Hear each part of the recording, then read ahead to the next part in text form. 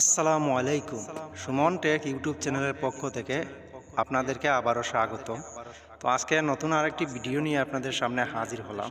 তো আমার সামনে স্ক্রিনে যে ভিডিওটি দেখতে পাচ্ছেন এটা হচ্ছে গিয়ে চায়না 4 HP ডিজেল ইঞ্জিন।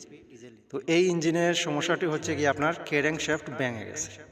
তো ক্র্যাঙ্কশ্যাফট কীভাবে ভেঙেছে এবং কেন ভাঙছে ওইটা নিয়ে আলোচনা করব আমার নতুন বন্ধুদের জন্য, যারা নতুন কাজ শিখতেছেন আপনাদের জন্য।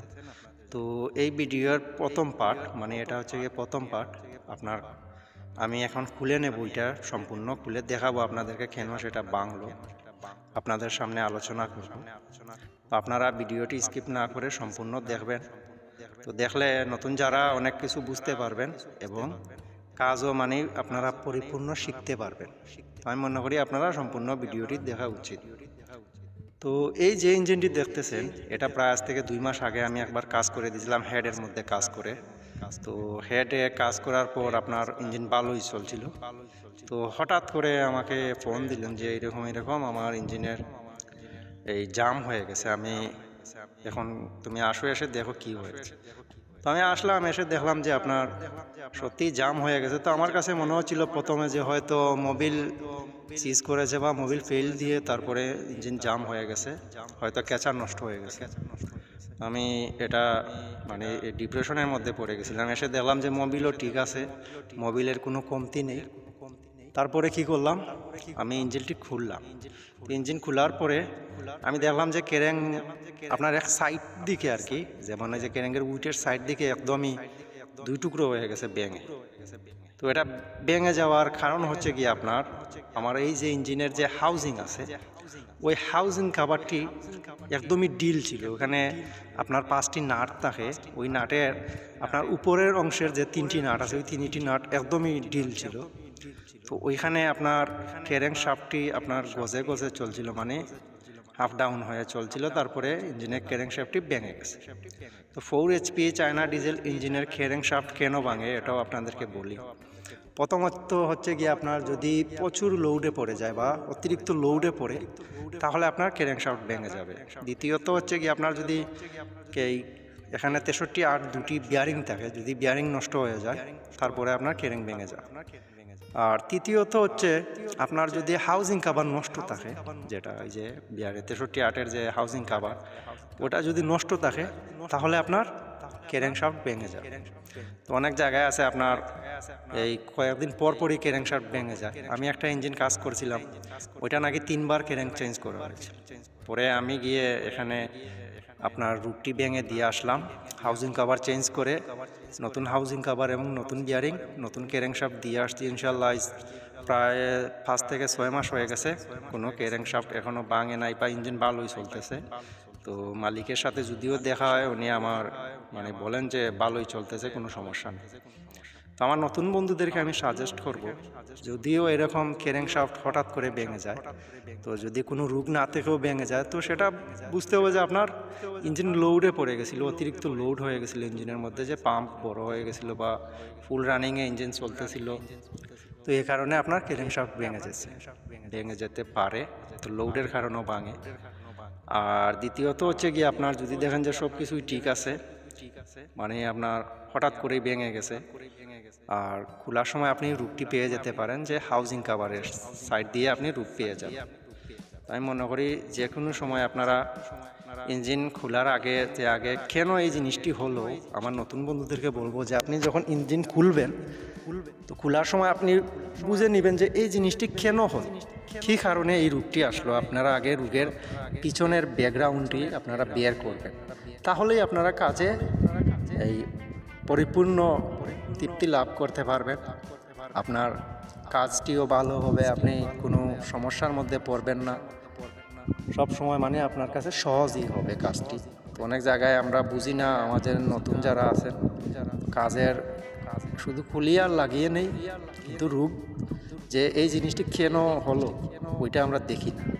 তো আমি আমার বন্ধুদেরকে বলবো, আপনারা যখন ইঞ্জিনে কাজে যাবেন, যদি দেখেন যে আপনার রিং পিস্টন নষ্ট হয়ে গেছে খোলার পর, তখন আপনি শুধু রিং পিস্টন দেবেন না, তখন আপনি আরও কিছু দেখবেন যে আরও কোনো জিনিস নষ্ট আছে কিনা।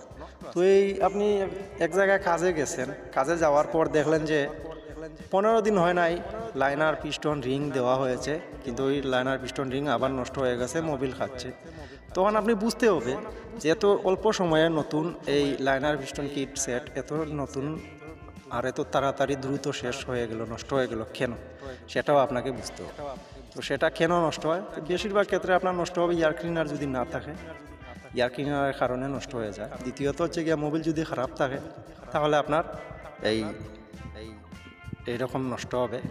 আর তৃতীয়ত হচ্ছে গিয়ে আপনার যে রিং তোলার সময় আপনারা অনেকেই আছেন যে আমরা রিং তোলার জন্য একটি যন্ত্র ব্যবহার করি, রিংয়ের যে কাটার প্লাস আছে একটা বানানো যায়, এটা নিজেও বানানো যায়। তো ওইটা দিয়ে যখন আমরা তুলি তখন আমরা খেয়াল রাখতে হবে যে রিং ভেঙে উঠলো কিনা ভিতরে। আর অনেকেই আছেন যে আপনার রেত দিয়ে ঘষে ঘষে রিং বেশি ক্ষয় করে নেন। তো ওইরকম যদি কোনো সমস্যা থাকে তাহলে আপনার মোবিল খাওয়া আবার দ্রুত চলে আসবে।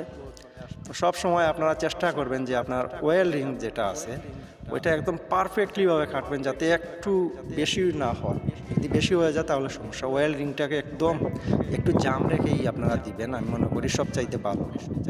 আর তারপরে যে আপনার টপ রিং আছে ওইটাকে আপনারা টপ রিংয়ে হালকা ঘষা দিয়ে, মানে একদম কোনো যাতে ছিদ্র বা ফাঁক না থাকে এরকমভাবে আপনারা সেটিংস করে কাটবেন, ইনশাল্লাহ আপনার ইঞ্জিনে কোনো সমস্যাই আসবে না।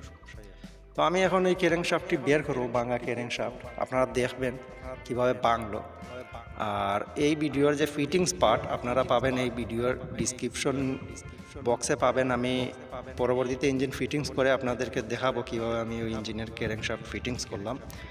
তো আমার নতুন বন্ধুরা যারা, এই দুই পার্ট থেকে আপনারা পুরোপুরি অনেক কিছু বুঝতে পারবেন। আমি এই ইঞ্জিন খোলার পরে শুধু ক্র্যাঙ্কশ্যাফট ভেঙেছে এইটা আমি শুধু দেখি না, আমি সবগুলোই দেখছি। ক্যামশ্যাফট দেখেছি, হেড দেখেছি, লাইনার পিস্টন রিং সব কিছুই দেখতেছি আমি নতুন করে। তো আমার এখানে তেমন একটা মানে কোনো কিছুই আর খারাপ পাইনি, শুধু ওইটাই আপনার ক্র্যাঙ্কশ্যাফট ভেঙে গেছে। তো আমি এখন ক্র্যাঙ্কশ্যাফটের পুরো সেট কিনে নিয়ে আসবো, পুরো বক্স। তো বর্তমানে ক্র্যাঙ্কশ্যাফটের যে পুরো বক্সের দাম হচ্ছে গিয়ে আপনার 1600 টাকার মতো হবে। রয়্যাল গুড বা আরও আছে অনেক ভালো ভালো। তো ওইরকমই উনি জানি না, উনি আজকে গিয়েছেন উনি শহরে, তো আমি যাইনি। উনি পার্টস নিয়ে আসবেন কালকে, ইনশাল্লাহ ফিটিংস হয়ে যাবে। তো আপনারা এই ভিডিওটি সম্পূর্ণ দেখবেন আর আমার কথাগুলো ভালো করে ফলো করবেন। আর যদি আমার এই ভিডিওটি আপনাদের ভালো মনে হয় তাহলে আপনার মূল্যবান একটি লাইক দিয়ে দেবেন আর চ্যানেলটি সাবস্ক্রাইব করে নেবেন যারা আমার নতুন ভিউয়ার্স। তো সাবস্ক্রাইব করলে আপনাদের উপকারে আসবে। আমার এই চ্যানেলে কখনো আমি ভুল ইনফরমেশন দিই না, আমি সব সময় চেষ্টা করি আমার বন্ধুদেরকে ভালো ভালো ইনফরমেশন দিতে, ভালো ভালো কাজের কথা বলতে। অনেক গুরুত্বপূর্ণ কাজেরও আমি কমেন্টের মাধ্যমেও সমাধান করে দিই। তো আপনাদের যাদের কোনো সমস্যা আমার কমেন্টের মাধ্যমে বলবেন, আমি চেষ্টা করব সমাধান করে দিতে। আমি সবার কমেন্টে রিপ্লাই দিই, আমি কারো কমেন্টের রিপ্লাই না রাখি না, সবারই কমেন্টে রিপ্লাই দিই। কারণ আপনারাই হচ্ছেন আমার লক্ষ্মী, আমার এই চ্যানেলের লক্ষ্মী হচ্ছেন কি আপনারাই। আপনাদের জন্যই আমার এই চ্যানেলটি আজ 4000 সাবস্ক্রাইবারের কাছাকাছি চলে গেছে। তো আপনারা সবাই আমার জন্য দোয়া করবেন। আর আমার নতুন বন্ধুরা যারা কাজ শিখতেছেন, আমি যদি বেঁচে থাকি ইনশাল্লাহ আমার এই চ্যানেল থেকে আপনাদেরকে আমি একদম পারফেক্ট মেকানিক বানিয়ে নেব, ইনশাল্লাহ আমার জন্য দোয়া করবেন। কীভাবে যে কোনো কিছু যদি আমার কোনো নতুন বন্ধু আটকে যান কোনো কাজে, আমাকে সরাসরি ডিসক্রিপশনে বা চ্যানেল অ্যাবাউট সেকশনে আমার ফেসবুক আইডির লিঙ্ক দেওয়া আছে, ওখান থেকে আপনারা আমার ফেসবুকে নক করে আমাকে মেসেজে বলতে পারেন, আমি সব কিছুর সমাধান করে দেবো ওখান থেকে। আর আমার কাছে যদি একমাত্র ইঞ্জিনের বডি বা কোনো কিছু ব্যাঙও থাকে, বা যদিও যে ইঞ্জিন কখনোই কাজ হয় না বা নষ্ট একদমই ঠিক হয় না, অনেক মেকানিক ফেলে গেছেন, ওই রকম ইঞ্জিনও যদি থাকে আপনারা আমার কাছে বলবেন, ইনশাল্লাহ আমি ওই রকম ইঞ্জিন আপনাদেরকে পুরোপুরি কাজে মানে শেষ করে বা পুরোপুরি সম্পূর্ণ কাজ কিভাবে করতে হবে বা এই ইঞ্জিন কীভাবে ঠিক হবে ওই বিষয়ে আমি আপনাদের সাথে আলোচনা করব, এবং আপনারা তখন সাকসেস হয়ে যাবেন ইনশাল্লাহ। আটকাবেন না, আমি আপনাদেরকে সমাধান দিয়ে দেব। তো আজকের ভিডিওটি এ পর্যন্তই। তো সবাই ভালো থাকুন, সুস্থ থাকুন। আর ক্র্যাঙ্কশ্যাফটটি আমি এখন বের করবো, আপনারা ওটা দেখে নেবেন, দেখলে আপনারা বুঝতে পারবেন কীভাবে আমি ওটা বের করতেছি। তো সবাই ভালো থাকুন, সুস্থ থাকুন। আসসালামু আলাইকুম।